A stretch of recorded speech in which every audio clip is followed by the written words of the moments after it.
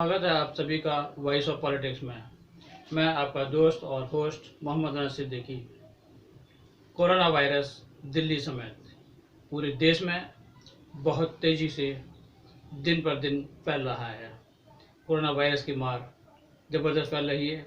इसको नियंत्रण करने के लिए दिल्ली सरकार ने हर संभव कोशिश की है। इस मामले में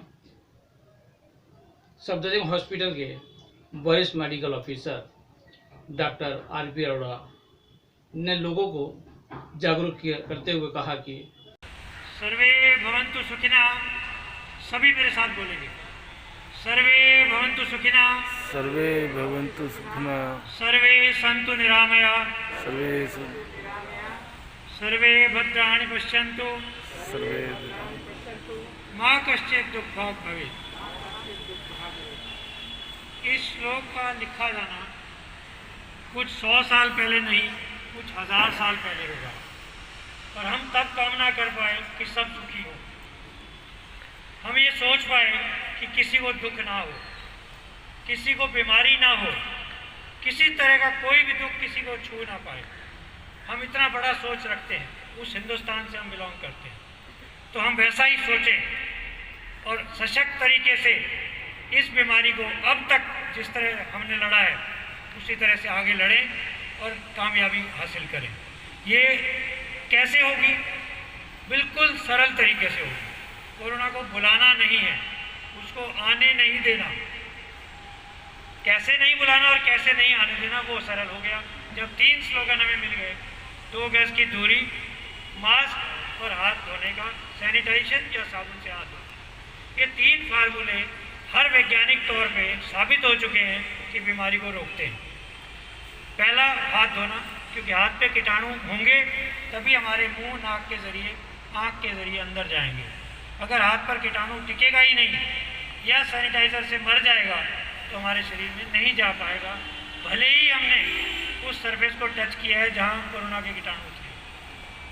नंबर 2, मास्क लगे होने से हम अपने नाक और मुंह में उंगली और हाथ डालने की कोशिश कम करेंगे। नंबर 1। नंबर 2, दूसरी तरफ से आने वाले जो वायरस हैं, वो जिस व्यक्ति ने मास्क नहीं पहना है वो यदि छींकता है, खांसता है या लंबी सांस लेता है या ऊंचा ऊंचा बोलता है तो आप तक उसके ड्रॉपलेट इन्फेक्शन डायरेक्टली भी आ सकते हैं, और सरफेस पर गिरते हैं तो हाथ लगाने से भी हम अपने अंदर ले जा सकते हैं। उस चीज़ को हमें रोकना होगा। जब दोनों तरफ मास्क होगा, उधर भी मास्क इधर भी मास्क, तो दूरी भी बीच में होगी अगर, तो फिर कोरोना हमेशा दूर ही रहेगा, उस व्यक्ति तक सीमित रहेगा जिसको हुआ है, दूसरे तक नहीं जा पाएगा। और कोरोना किसी और जानवर को, किसी और पशु पक्षी को नहीं लगता है, अब तक यही साबित हुआ है। तो इंसान से इंसान तक जाने की जब चेन हम तोड़ देंगे तो कोरोना की कमर टूट जाएगी और हम जीत जाएंगे। और उसमें सोशल दूरी की बात मैंने बीच में ही कह दी कि जब हम एक दूसरे से सामाजिक दूरी बनाकर रहेंगे और कोरोना के ट्रैवल का डिस्टेंस उससे कम हो पाएगा, हम उससे दूर खड़े हैं, तो वो आप तक पहुंचेगा ही नहीं, रास्ते में ही नीचे गिर जाएगा और ख़त्म हो जाएगा। अब छोटी छोटी बातें और मैं आपको बताना चाहूँगा जो मेरे मन में आती थी। मैं लिखता भी रहा हूँ, काफ़ी लोग व्हाट्सएप से मेरे साथ जुड़े हुए होंगे, ग्रुप्स में पढ़ते भी रहे होंगे, लेकिन हो सकता है कुछ लोगों तक ना पहुँची हो, तो इस माध्यम से मैं पहुँचाना चाहूँगा।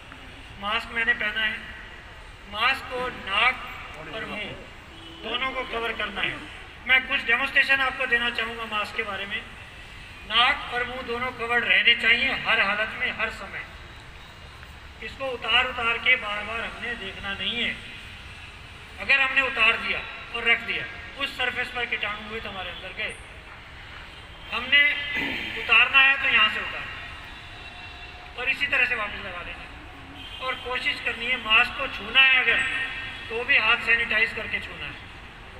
आपके अपने मास्क के बाहर हवा से आए हुए कीटाणु हैं, अंदर वाली साइड, बाहर वाली साइड अलग अलग इसीलिए बनाई जाती है। बाहर मास्क रिपेल करता है, दूर फेंकता है चीज़ को।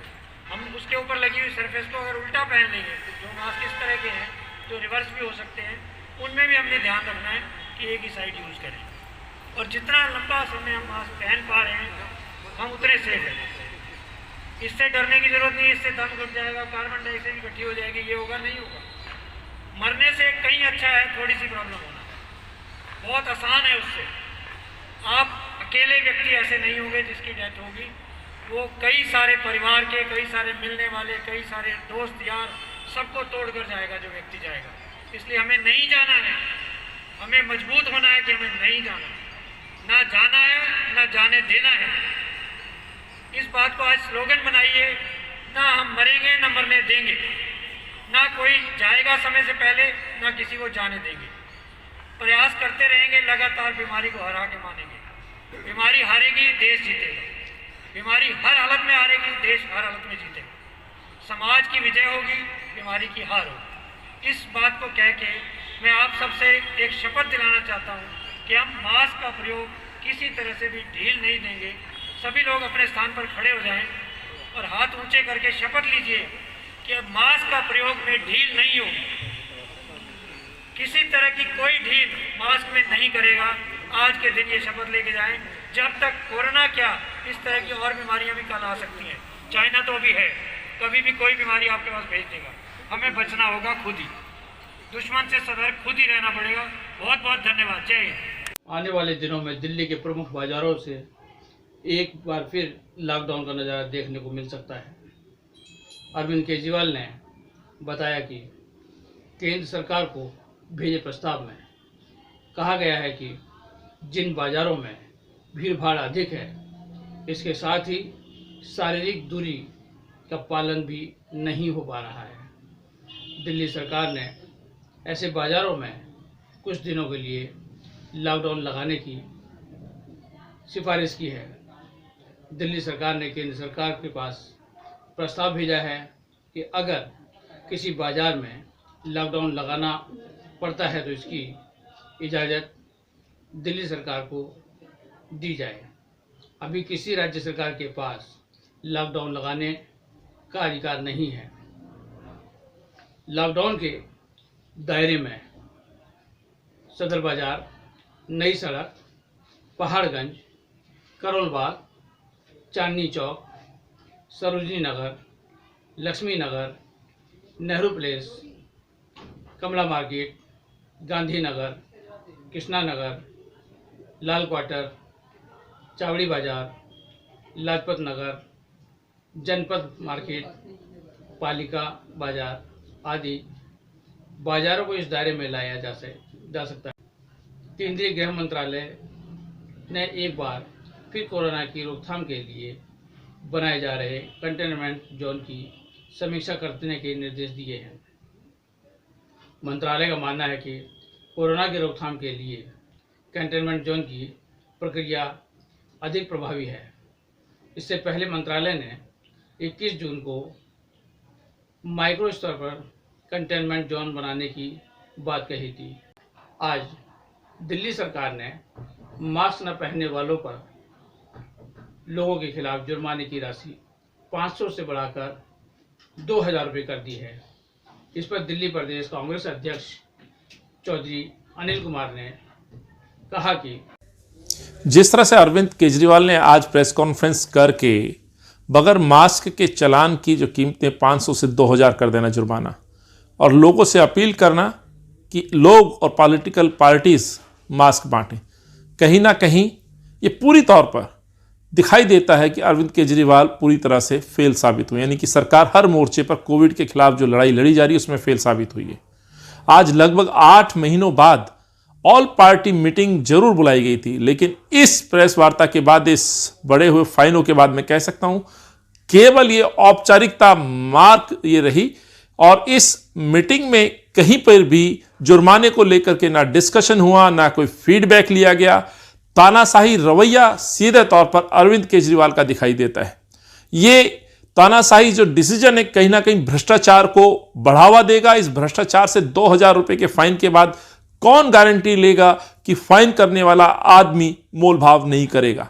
मैं समझता हूं दिल्ली के इस आर्थिक मंदी में, जहां लोगों के पास रोजगार नहीं है, काम धंधे नहीं है, जहां पे उनके अपने पार्टी के नेता सौरभ भारद्वाज इस बात को मान चुके थे कि व्यापारियों के पास इतनी अच्छी आय इनकम नहीं है, उनको आर्थिक मदद देनी चाहिए, भत्ता देना चाहिए, वहां पर लोगों के ऊपर जुर्माने की फीस ठोक देना कहीं ना कहीं साबित करता है कि अपने प्रचार प्रसार के लिए शायद अरविंद केजरीवाल के पास अपने पैसों की कमी हो गई है, जिसकी वजह से इस तरह का आदेश दिल्ली में लगाया गया है। तो कांग्रेस पार्टी इसका खंडन करती है। किसी भी सूरत में दिल्ली वासी कांग्रेस पार्टी इसको सहन करेगी। इस बढ़े हुए फाइन जुर्माने 2000 को तुरंत वापस लिया जाए और यह कहते हुए सुझाव के साथ आप बजाय फाइन के लोगों को अवेयर करिए। 2000 की बजाय आप 100 रुपए का जुर्माना कीजिए और साथ ही मास्क बांटने का अरविंद केजरीवाल जी आप काम करें, जिससे कि लोगों को एहसास हो सके और फाइन के तौर पर उनको महसूस हो सके कि उनसे कोई गलती हुई है। यही कहना चाहता हूं, कांग्रेस पार्टी इसका विरोध करेगी और इसको वापस ले, तुरंत सरकार वापस ले इस फाइन, बढ़े हुए फाइन।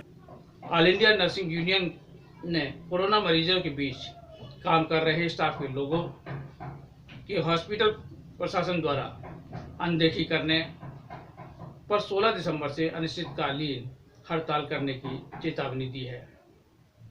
नर्सिंग यूनियन के अध्यक्ष हरीश कुमार काजला ने साथियों, जैसा कि आप सभी को पता है कि एम्स नर्सेज यूनियन ने 16 दिसंबर 2020 से एक अनिश्चितकालीन हड़ताल पर जाने का निर्णय लिया है। साथियों, आखिर क्या वजह है कि एम्स नर्सेज यूनियन को इस तरह का एक कठोर निर्णय लेने पर मजबूर किया गया? एक तरफ जहां कुछ पुलिसकर्मियों द्वारा नाम बदनाम किया जाता है, वहीं महिला हवलदार सीमा ढाका ने ऐसा काम कर दिया है कि जिससे न केवल पुलिस का मनोबल बढ़ा है बल्कि इंसानियत की मिसाल बन गई है। सीमा ढाका ने पिछले 3 माह में 76 गुमशुदा बच्चों को उनके परिजनों के पास पहुंचाने का काम किया है।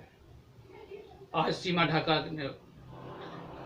ढाका को दिल्ली पुलिस आयुक्त एसएन श्रीवास्तव ने बारी से पहले पदोन्नति देकर सम्मानित किया। यानी अभी तक वो हवलदार थे, अब उनको हवलदार से एएसआई के पद पर सुशोभित कर दिया है।